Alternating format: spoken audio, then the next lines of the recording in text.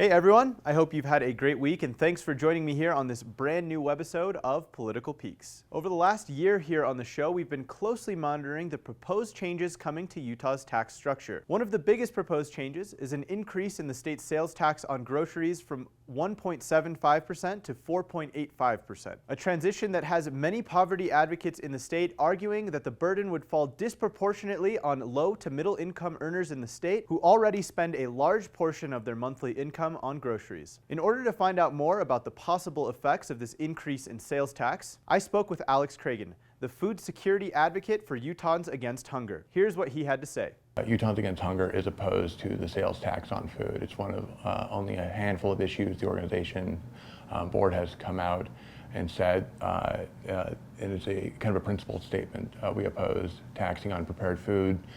It is a regressive tax in terms of it shifting a disproportion of the burden on lower and middle income households than higher income households, and it's regressive in that it's taxing the necessities of life.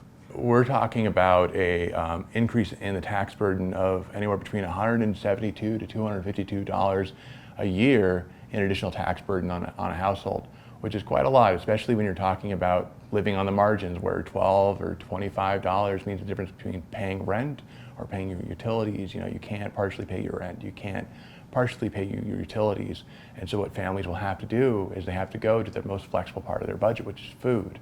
And instead of buying fresh fruits and vegetables, they end up going and buying starchier things that will make you feel full, but don't necessarily have the nutritional value that is required for a quality life. So we're talking potatoes, ramen noodles, easy to prepare foods that are cheaper.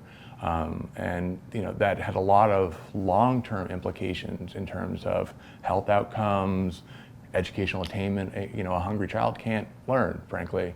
It has implications in housing stability, job security. Food insecurity is one of those early determinants for somebody that's in crisis. And Utah for the last decade has been talking about addressing the issues around individuals going into crisis, whether that's homelessness, whether that's substance abuse, and food insecurity is one of those early determinants. Studies have shown, there was a study in 2016 by Auburn University that found a direct correlation between the sales tax on food and food insecurity.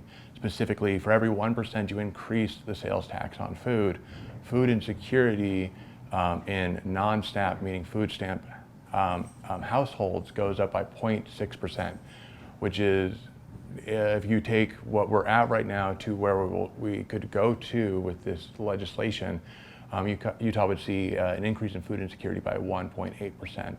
And that's a big growth. That's a lot of people, and we don't know what the impacts would be on food banks, emergency food pantries, community services, and we need to be looking at that and looking at that impact before we decide to go and make this permanent and drastic change to Utah law. One of the ways that state legislators have tried to respond to the concern raised by advocates like Utahns Against Hunger is by proposing a grocery tax credit of up to $150 per person for all low to middle income earners. But Alex says that programs like this in other states have proven to be ineffective. There are a number of states that have different models around a grocery tax credit. Idaho, for example, has a tax credit that is universally available to any taxpayer in Idaho. And they have found that that program has a lot of take-up, but it also results in essentially the amount of revenue they bring in versus the amount of credits they give out, that there isn't a solid enough revenue base to justify it. And so they're looking at removing the sales tax base and removing the credit altogether. You look at places like Kansas. Kansas had a refundable tax credit, what we're looking at right now.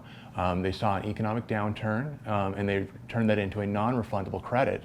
And participation in that program went from being, it was like $60 or $70 million to $7 million. They're looking at a participation of like roughly 52,000 households, which of the qualifying percentage of households, there's like 350,000. That's a small percentage, and that program is weakened and it's basically non-usable. And so our concerns are like, one, what's the state going to do in terms of outreach? What are they going to do around education, not only for taxpayers, but for those that don't file taxes? You're going to have to file a form. Like, what are we going to do to prove, that the individuals qualify for the credit if they don't file taxes? It sounds like a lot of red tape and a lot of difficulty in order to claim this credit. Right now, we've been talking a lot about policy and a lot about what in an ideal world and what we sort of envision these kind of programs and this kind of taxing would do, but we haven't talked to the college student that's working a part-time job. We're not talking to the senior that's on fixed income. We haven't talked to the family of four that's working 2 jobs. That's the stories that they need to hear. If you want to learn more about the proposed increase in sales tax, you can head over to le.utah.gov. Utahns Against Hunger also has a lot of great information on their website as well. Here is Alex Cragun again with information about how you can get involved. Again, we're opposing sales tax on food. We're asking people, one, to sign up our petition, which is on our website at uah.org. You can find it on our front page.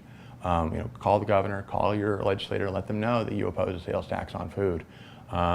There's also fact sheets on our website, as well as some snapshots and figures about food insecurity in Utah from the state level as well as the county level.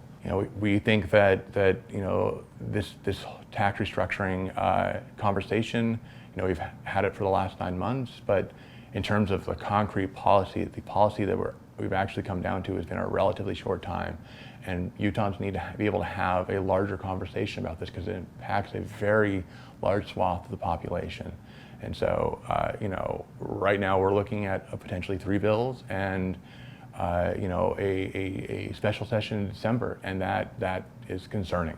That's it for us today here on Political Peaks. I really hope you enjoyed our coverage. Huge thanks to Alex Cragun and Utahns Against Hunger for taking the time to sit down with me for today's episode. I will continue to keep you updated about any new information regarding the proposed sales tax changes, and keep it tuned here to Political Peaks as we approach the December special legislative session, because I will continue to have conversations with other advocacy groups about how these proposed tax changes could affect them as well. As always, follow us on all of our social media at Park City TV, and head over to parkcity.tv for more great community coverage. I hope you all enjoy the rest of your week. Thanks again for tuning in, and I'll see you again next Sunday.